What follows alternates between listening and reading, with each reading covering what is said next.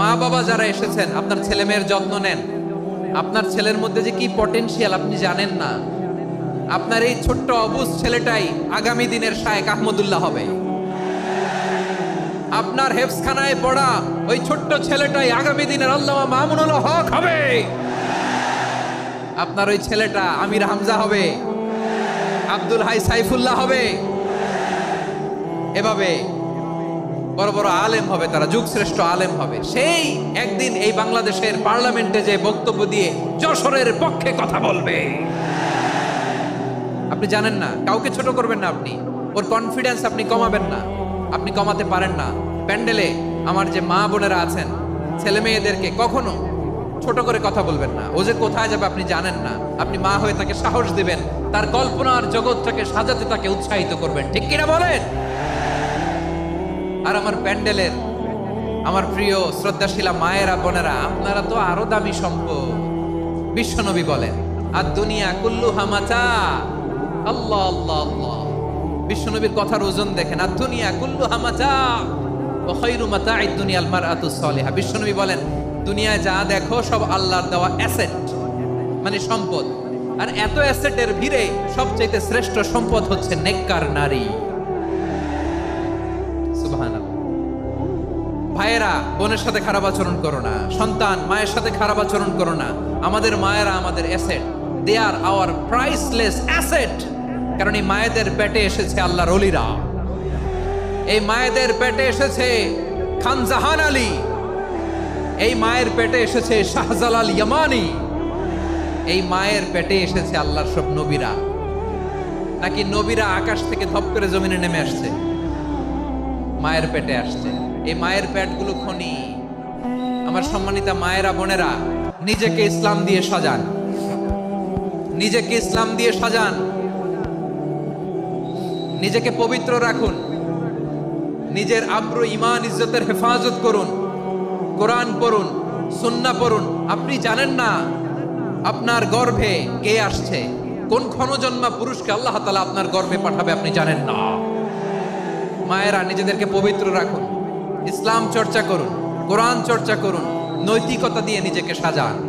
যশোরের জেনজি, নিজেদেরকে প্রস্তুত রাখো আগামীর বাংলাদেশের জন্য। নৈতিকতা, মোরালিটি, ভ্যালিউজ দিয়ে নিজেকে সাজাও, ইসলাম দিয়ে নিজেকে সাজাও। কারণ আগামীর বাংলাদেশ ইসলামের বাংলাদেশ। বাংলাদেশের আসল পরিচয় ইসলাম। বাংলাদেশের আসল পরিচয় কি?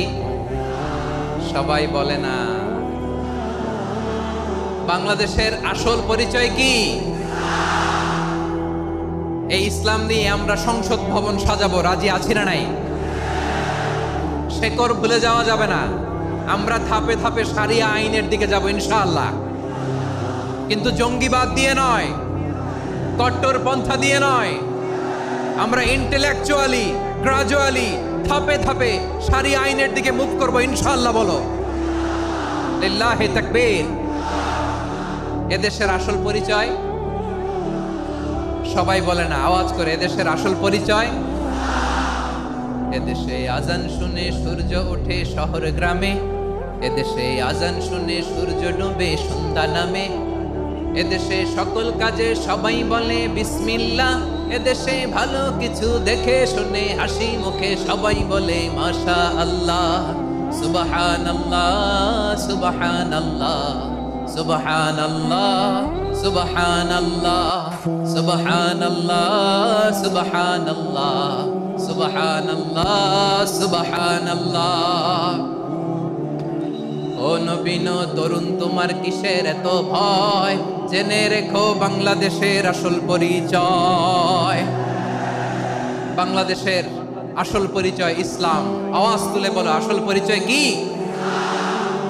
এদেশে পরস্পরে দেখা হলে দেয় সালাম, এদেশে আমজনতার হৃদয় জুড়ে পাক্কালাম। ঠিক না?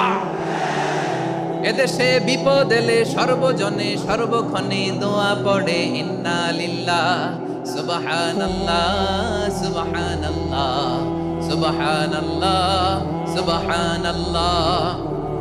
এদেশে আজান শুনে সূর্য ওঠে শহর গ্রামে, এদেশে আজান শুনে সূর্য ডুবে সন্ধ্যা নামে, এদেশে সকল কাজে সবাই বলে বিসমিল্লাহ, এদেশে ভালো কিছু দেখে শুনে হাসি মুখে সবাই বলে মাশা আল্লাহ। সুবহানাল্লাহ, আওয়াজ করে সুবহানাল্লাহ, সুবহানাল্লাহ, সুবহানাল্লাহ, সুবহানাল্লাহ, সবাই একসাথে সুবহানাল্লাহ, সুবহানাল্লাহ, সুবহানাল্লাহ, সুবহানাল্লাহ। এদেশের আসল পরিচয় কি? আওয়াজ করে বলতে ভয় লাগে। এদেশের আসল পরিচয় কি?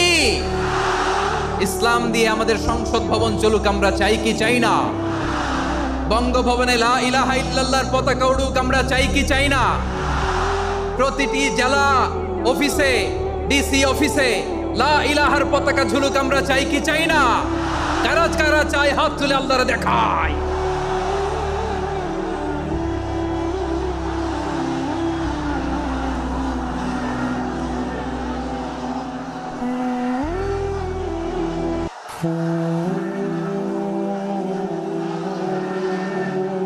মাশাআল্লাহ, মাশাআল্লাহ, মাশাআল্লাহ, মাশাআল্লাহ।